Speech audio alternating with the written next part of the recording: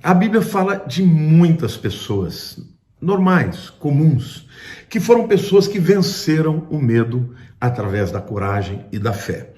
Um dos casos mais fortes que a gente pode usar, é o caso de Josué.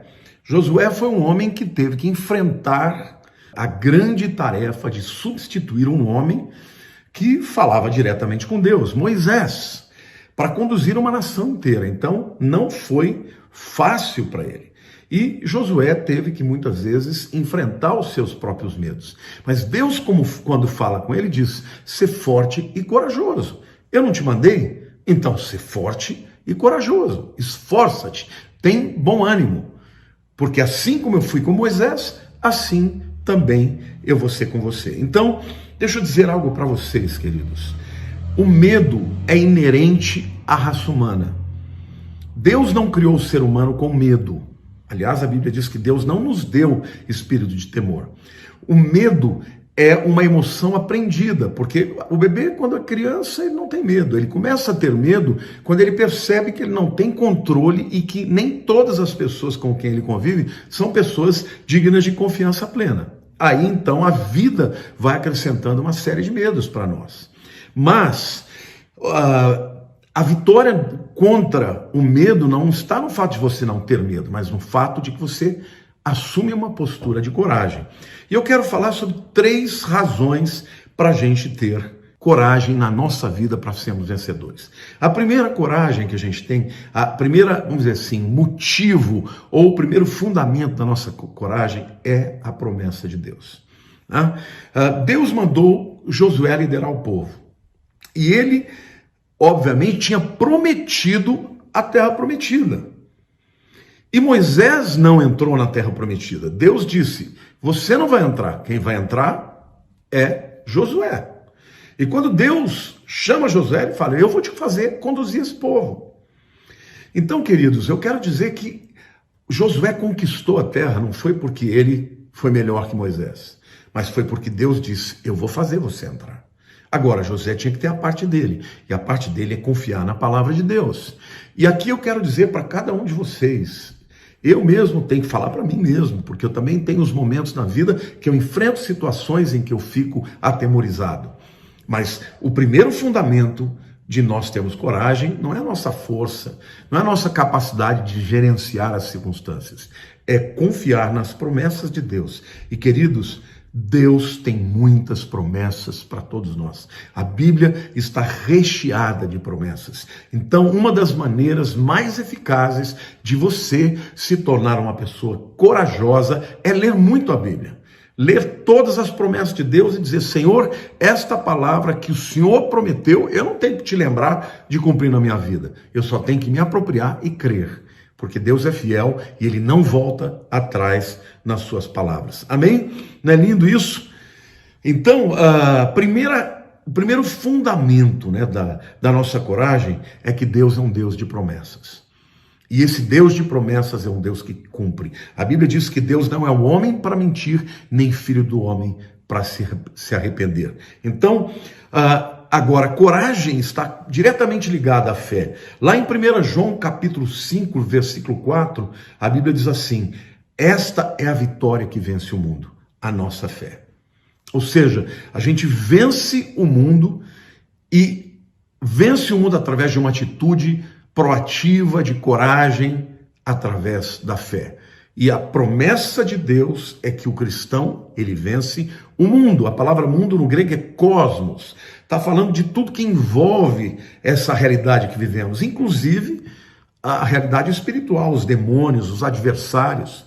Nós vamos vencer, porque a própria palavra também diz, que em Cristo Jesus nós somos mais do que vencedores. Então, meu amigo, minha amiga, você que está passando por um problema, talvez seja um problema familiar, talvez seja um filho nas drogas, talvez seja um marido que está vivendo no adultério, uma esposa que está vivendo em adultério, você esteja no meio de um casamento que está para se desfazer. Coragem, fique firme, Deus é com você. Talvez você esteja vivendo uma enfermidade incurável, um diagnóstico terrível. Coragem, Deus é contigo. Creia nas promessas de Deus, o mesmo Deus que dividiu o mar, o mesmo Deus que fez o povo passar com pés enxutos, falou para Josué: Josué, você vai fazer esse povo entrar e conquistar essa terra. Eu só quero que você seja corajoso. E quando você tem coragem, você tem bom ânimo.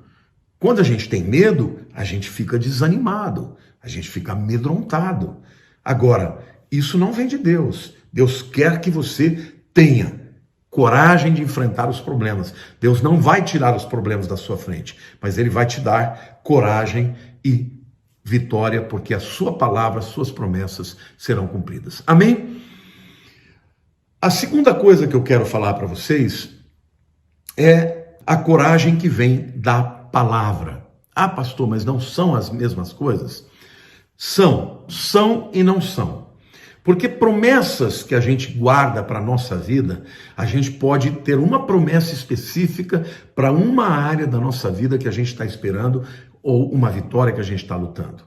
Mas quando você lê a palavra de Deus consistentemente, diariamente, quando você começa a crescer no entendimento da palavra, no entendimento de quem é Deus, no entendimento de qual é o caráter de Deus, da fidelidade de Deus, o que vai acontecer é que aquela palavra começa a fazer uma transformação dentro de você. Então, vamos dizer assim, a promessa de Deus é algo que está fora de nós, que a gente ouve, que a gente lê, mas a palavra de Deus em si mesma, quando você começa a ler, às vezes você está lendo coisas que nem estão diretamente ligadas às suas necessidades. Nem tem a ver com aquela promessa que Deus te deu, mas simplesmente por estar diante da palavra de Deus, você vai ser transformado por ela, porque a palavra de Deus, ela tem poder transformador. Então, a coragem é algo que vem dentro de nós, é uma decisão, uma atitude nossa, sim.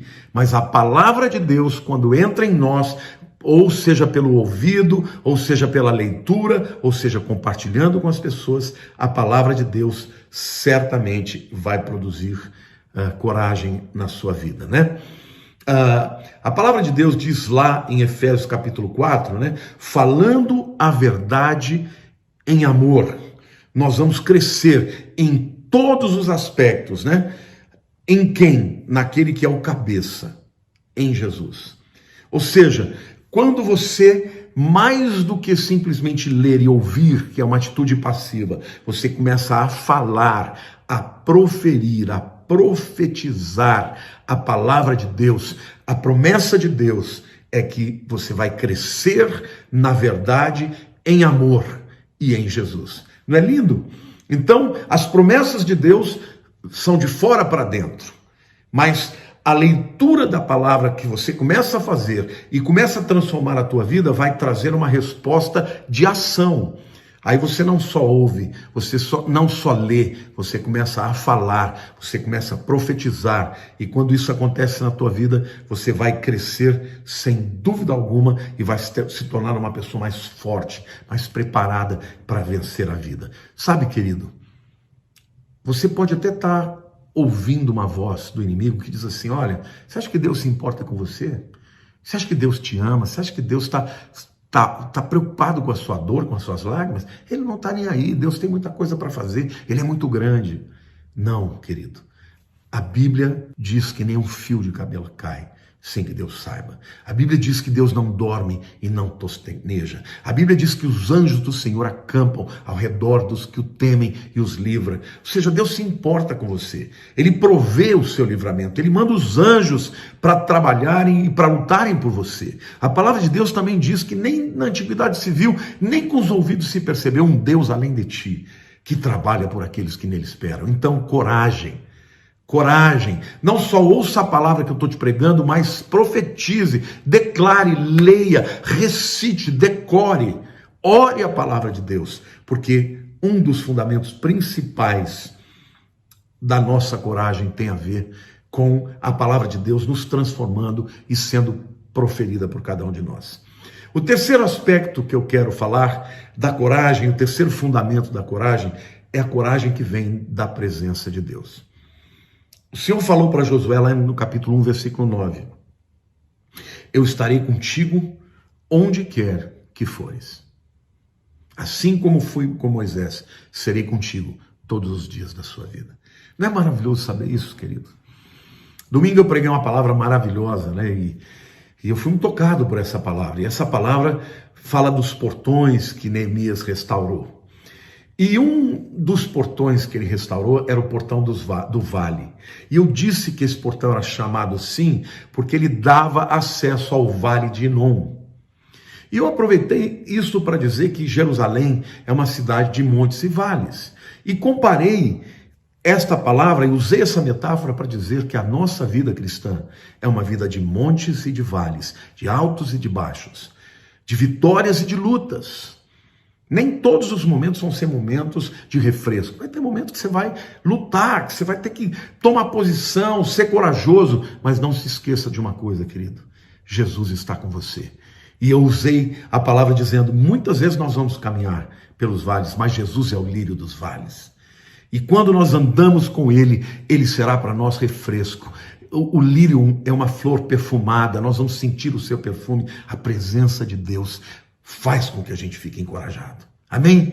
E eu disse também que Jesus é o personagem, a pessoa de quem o salmista Davi fala no Salmo 23. Ainda que eu ande no vale da sombra da morte, não temerei mal algum, porque tu estás comigo. A tua vara e o teu cajado me consolam. Então, meu querido, quando você passa por lutas, tem gente que procura todo tipo de ajuda, menos Deus.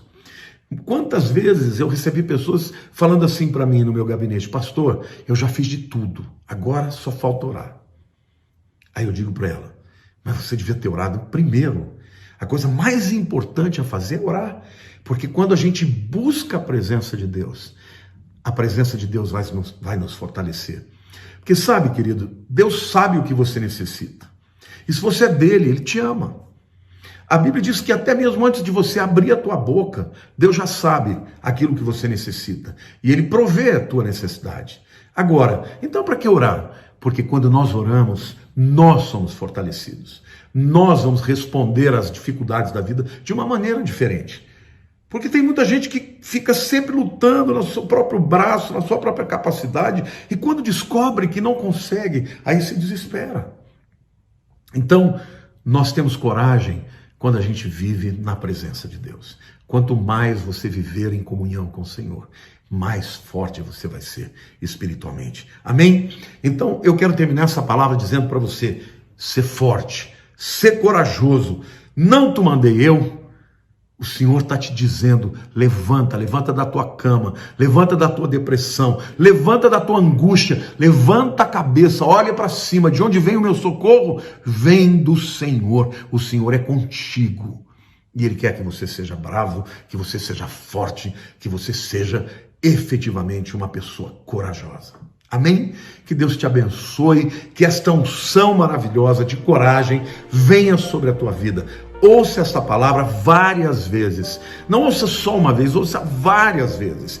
E ouça várias vezes e repita, e medite, e fale, e profetize, diga eu sou corajoso em nome de Jesus. E Deus vai te dar vitória sobre todos os seus medos, em nome de Jesus.